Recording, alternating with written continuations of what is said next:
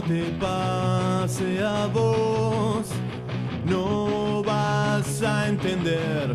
Clásico, individualista, decido que no te quiero escuchar.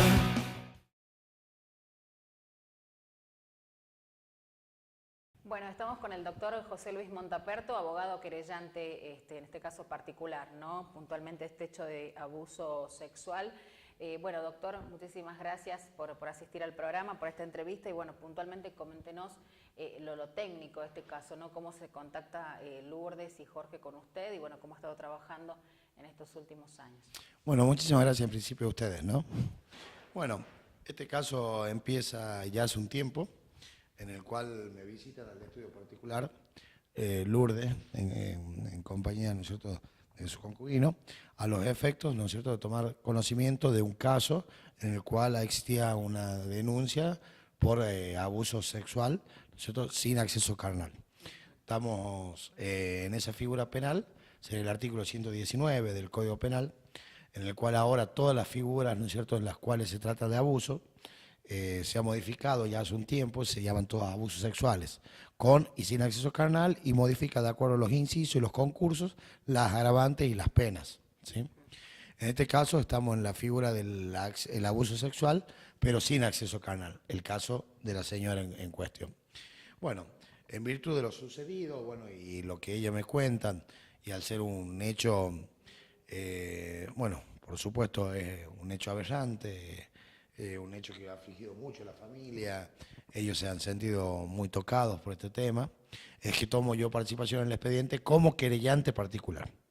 Querellante particular, ¿no es cierto?, es en defensa de los intereses de la madre del menor, que es quien me da el poder como querellante a los efectos de que pueda yo tomar parte en el expediente y constituirme así en la figura que acompaña al fiscal en la acusación, ¿no es cierto?, en contra de la persona esta, de apellido Núñez, que se encontraba imputada. Posteriormente a eso, se hace la detención de la persona esta y, bueno, nosotros a través de las instrucciones recibidas por, ¿no es cierto?, por Lourdes, empiezo a trabajar en la causa a los efectos de que no se le otorgue, ¿no es cierto?, la figura de la excarcelación, que en primer momento esta persona trató de lograr una excarcelación, se le denegó. Después la apeló a la excarcelación, también acompañamos, ¿no es cierto?, con el recurso apelando esa decisión que había sido bien tomada por el juez de denegar la excarcelación, y también en Cámara se le confirmó la negatoria a la excarcelación. Posteriormente a eso también se planteó en el expediente un par de incidentes, han pretendido nulidades, han pretendido, ¿no es cierto?, ir modificando la situación procesal de esta persona a los efectos de que tomen libertad. Y nosotros, a través de la querella, siempre hemos impedido, ¿no es cierto?, que esta persona tome la libertad, hasta incluso hace pocos días que empezó la audiencia de debate, en la cual incluso era una petición de la defensa, lograr un abreviado, pero no era el interés, ¿no es cierto?, de mis clientes entrar en la figura del abreviado. El juicio abreviado, para que la gente entienda, es un procedimiento en el cual el fiscal y la defensa llegan a un convenio en el cual se ponen de acuerdo sobre una pena. Y él reconoce la culpabilidad en el hecho. Y él reconoce la culpabilidad en el hecho, tal cual. Bueno, no era la intención, ¿no es cierto?, de ellos lograr un abreviado, sino quería que esto salga a la luz, que se haga el juicio, ¿no es cierto?, y que se condene con el máximo de la pena, ¿cierto? Porque, bueno, sí, el abreviado siempre es un atenuante, digamos, a las escalas penales, a los efectos de lograr, o sea, reconociendo él la culpabilidad, se hace un atenuante siempre y se logra una condena menor. Bueno, por suerte, en virtud de la negativa de la parte de la querella en este juicio abreviado, no se hizo el abreviado, no se logró el abreviado y se inició con la causa de debate, ¿no es cierto?, la causa de juicio. Bien, él no declaró en el juicio, nos contaba, Lourdes se abstuvo de declarar, pero hubo en este caso informes como la Cámara Gesell, como el informe médico, que fueron contundentes, ¿no?, para determinar que el abuso sí existió, doctor. Exactamente, están los informes, ¿no es cierto?, de los diferentes profesionales que han actuado en la causa previamente, o sea, la parte preventiva, una vez que fue la primera etapa, el primer contacto con la menor, y los posteriores, ¿sí? Como la Cámara Gesell, en la cual todos han declarado, ¿no es cierto?, de forma, digamos, coherente y de forma al unísono en que ha existido este hecho, e incluso, bueno, la Cámara Gesell, que es donde se toma, ¿no es cierto?, lo que dice la menor. Bien, nos decía que queda ahí dando vueltas el tema de un agravante que es la condición de policía que Núñez tenía. Exactamente, queda todavía, ¿no es cierto?, estamos a la espera de la Cámara a ver qué va a resolver con el sistema. Bien, puntualmente han pedido 8 años, que es lo máximo. Es la máxima en la figura del abuso, sí, el abuso sin acceso. Bien, ¿cómo se hace, doctor, en este tipo de casos? Me imagino que tiene mucha experiencia a la hora de tener que explicarle, ¿no?, a los familiares de la víctima que lamentablemente quedan con esa sensación amarga porque, bueno, está en lo que se, digamos, en el hecho que se ha realizado, en la gravedad de la situación y la familia tener que cargar con todo eso, pero principalmente la víctima, uno para decirle, mira, van a ser 8 años y en X tiempo va a tener ciertos beneficios. Bueno, eso es complicadísimo, ¿no es cierto?, porque lamentablemente, o sea, nosotros como abogados querellantes no podemos sobrepasar los límites impuestos a lograr un resultado que no nos pone el código de fondo. Los jueces tampoco pueden poner una escala penal mayor a la que les pone el código de fondo. Y bueno, y digamos, y siempre los familiares no quedan satisfechos con la pena. Pero es una situación que a nosotros nos sobrepasa. Y bueno, y es muy difícil explicarla y por lo general, ¿no es cierto?, siempre se pide, ¿no es cierto?, porque estamos de hace bastante tiempo con la modificación del Código Penal en que se eleven las condenas a todos los tipos de delitos. Y bueno, pero necesitamos una modificación, ¿no es cierto?, legislativa para que se pueda cumplir con ese objetivo. Entonces, por ahora nos encontramos atados, ¿no es cierto?, a las figuras penales como están, con las escalas penales que están. Y no se puede por ahora lograr mayores resultados que los que están puestos en el código. Pues no estamos esperando una condena de 8 años. Bien. ¿Cuándo se lee la sentencia, doctor? ¿Ya ha sido notificado o todavía no? La sentencia estará leyendo la semana que viene. Bien. Por último, le pregunto, doctor, usted recién decía que la modificación, digamos, en el código pasa por algo más, una cuestión ya, digamos, legislativa, ¿no?, de los diputados, de los senadores, pues muchas veces cuando se condena a alguien, la gente dice los jueces, o la justicia no existe, o los jueces, liberan a asesinos, liberan a violadores y demás. Pero es importante mencionar eso, ¿no?, que se trabaja en base a lo que ya está escrito. Exactamente, hay que diferenciar dos cosas. Lo que es la norma de fondo, que es el Código Penal, que eso para modificaciones para modificación es materia pura y exclusiva del Congreso de la Nación, ¿sí?, a través del proceso de leyes, conformación con el Senado, tal cual como dice usted, ¿sí? Y el Código Procesal sí que ya es provincial. El Código Procesal sí, ahí tenemos, ¿no es cierto?, lo menciono por el tema de muchas veces de las excarcelaciones y demás, que por ahí hay también gente que critica, ¿no es cierto?, muchas excarcelaciones que se dan, que eso sí es materia, ¿no es cierto?, de la provincia, y cada provincia tiene su propio código procesal. Y ahí donde se modifica, ¿no es cierto?, el tema de la libertad de una persona o no, ¿sí? Igual también muchas veces remite al código de fondo, pero son dos materias diferentes, ¿no es cierto? Y el juez siempre tiene que manejarse dentro de lo que es el Código Penal y el Código Procesal a los efectos de la libertad o las penas que se le apliquen. Y otra cosa posterior es el tema de los beneficios, que también lo mencionaba usted, que es el tema de los beneficios de una vez ya condenado. ¿Por qué? Porque ahí existen numerosas leyes, ¿no es cierto? Ya estamos hablando de jueces de ejecución penal, con las normativas para la ejecución penal, en la cual justamente los condenados no tienen que cumplir toda la pena.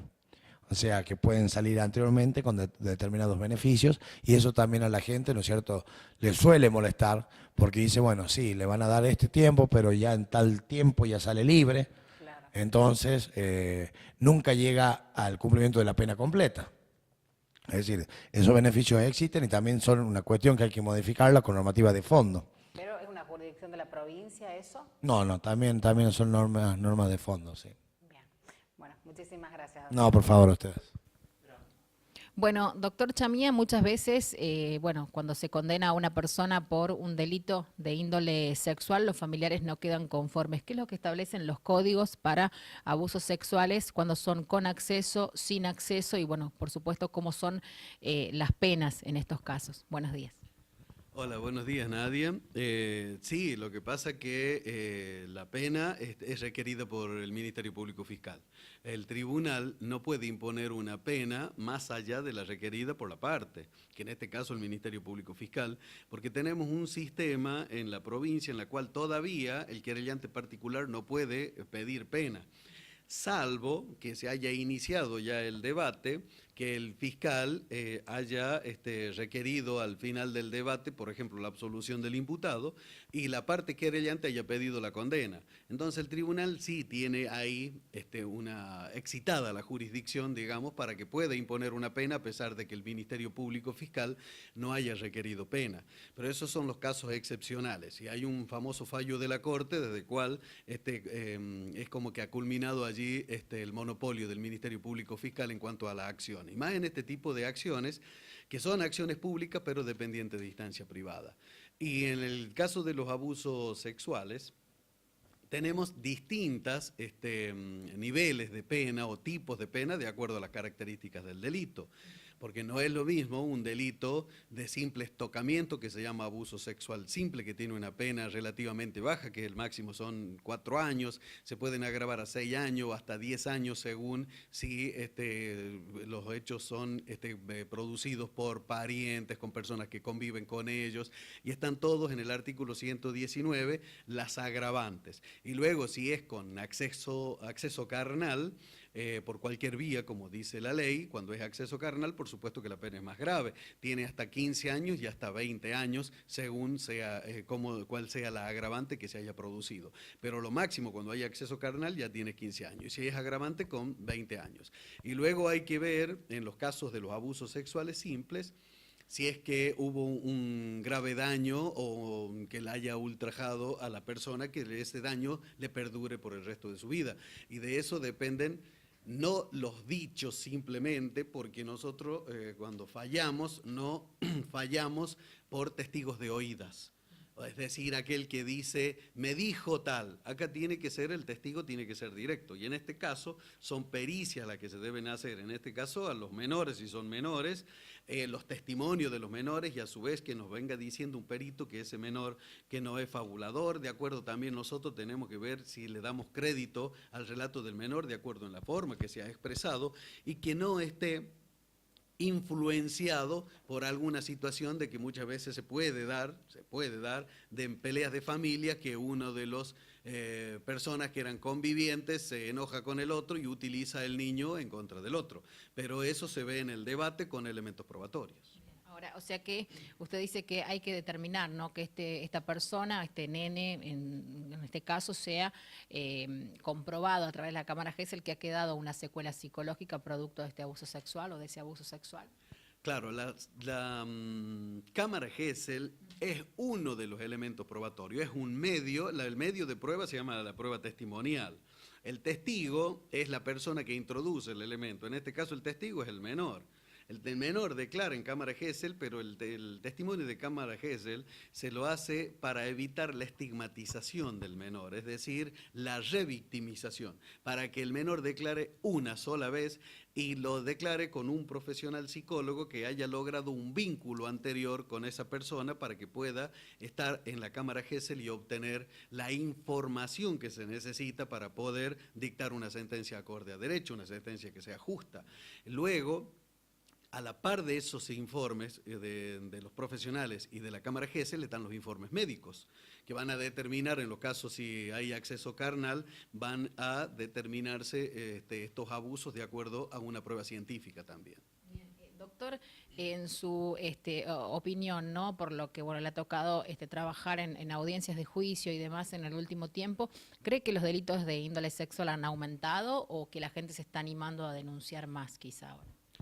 Sí, lo que sucede es que se están denunciando más los delitos de abuso sexual, y creo yo que lo que hay que respetar son los protocolos para este tipo de delitos, en los cuales muchas veces la gente no los denuncia por la exposición pública que se produce, ¿no? Tiene un estrépito en el foro, en la sociedad, que después la persona se arrepiente de haberlo puesto en conocimiento de la justicia porque su caso es ventilado por todos los medios. Por eso siempre vemos y le pedimos a los medios que en este tipo de casos no se establezcan ni lugares ni nombres, porque usted da el nombre del imputado y ya está identificado en la sociedad. La Rioja es una ciudad muy chica. No es tan grande, no es una gran urbe, y todos sabemos y se conocen prácticamente todas las personas. Entonces, si damos el nombre del imputado, ya sabemos. Hay casos en cual la mamá no quiere que ni el nombre del imputado digan cuando el imputado es el autor del hecho de sus propios hijos.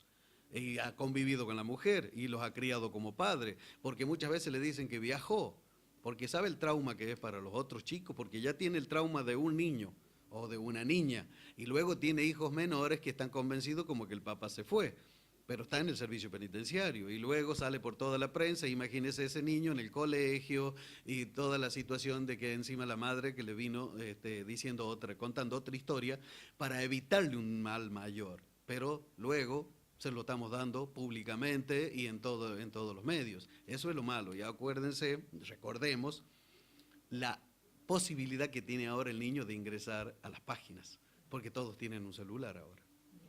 Doctor, por último le pregunto, el nivel de reincidencia en estas personas, ¿no?, que son imputadas por un abuso sexual, después condenadas, mucho se habla de que una vez que cumplen las condenas salen y reinciden, esto a nivel país. ¿Cuál es la situación en la provincia?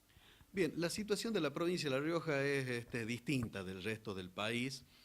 Casi todos los tipos de delitos que hay, porque no tenemos todavía ese tipo de el abusador sexual serial, el abusador sexual que permanentemente está agazapado esperando a la víctima para violarla. Por lo general, los abusos sexuales que ocurren acá en esta provincia se dan dentro del ámbito familiar o dentro del ámbito de los amigos y de las personas conocidas.